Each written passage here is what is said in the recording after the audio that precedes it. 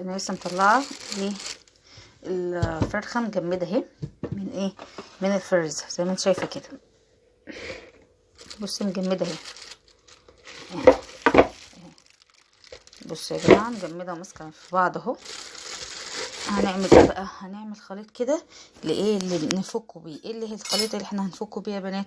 هقول لكم. اول حاجه هنجيب طبق كده على جنب اهي الفرخه اهي، وادي الطبق اهو بتاعها ده هنحط فيه. هنحط ايه؟ هنحط شويه من الملح. تمام زي الفل كده. تمام. ايه تاني؟ هنحط يا جماعه عصره ليمونتين كده حلوين اهو، هنعصر ليمونتين عليها. هو ايه ده؟ هيفك اسرع. طبعا احنا عملنا كذا طريقه ايه لطريقه الفك الفراخ، فك المجمدات. هنعصر كده زي ما انت شايفه، مش مشكله بذر وكده، ده كده كده هنشطفها بعد كده بعد ما تفك، مفيش مشكله اهو بالشكل ده. نعصر كويس قد ليمونتين، على قد بقى الكميه انت عاملاها. انا هعصر كويس واجيلكم.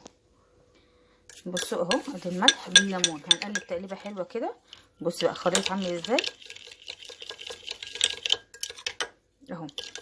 عايزه تزودي نقطه ميه بس انا مش مستحب اهي، شويه ميه معلقتين ميه ولا حاجه، بس انا عايزاه خليط تقيل كده عشان ينزل على الحتت بتاعه الفراخ يفككها، او يعني اجزاء المجمده يفككها اهو بالشكل ده. ليمون وايه، عايز تحطي خل بس برضو الخل بايه بيزفر زياده الفراخ، فلا مش بلاش.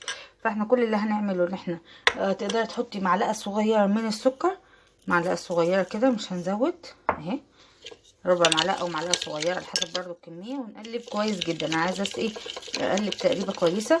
ممكن نحط بق ميه عشان السكر والملح يدوب. بصوا انا هحط نقطه ميه كده اهو زي ما انت شايفه كده، انا مش عايزاه كتير، انا بس ايه عشان الخليط يدوب، انا عايزه الخليط كله يدوب اهو يا بنات. الخليط كده هنرش بقى كده اهو على حتت كلها. هنشوف بقى ايه الدنيا دي كلها تمشي ازاي اهو.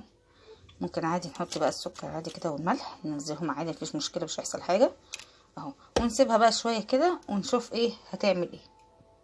شوف هي كده ايه فكت من ايه، من بعضها. بصي كده واحده اتفكت، وادي واحده كمان اهي كده اهو. بصي كده اتفكت ايه من بعضهم، من بعضهم زي من بعضهم. هننزل بقى عليهم ميه وايه، وهعمل محلول النقع وايه، ونبدا بقى. طبعا محلول النقع انتوا عارفينه كله اللي هو هعمله لكم فيديو ان شاء الله. ماشي.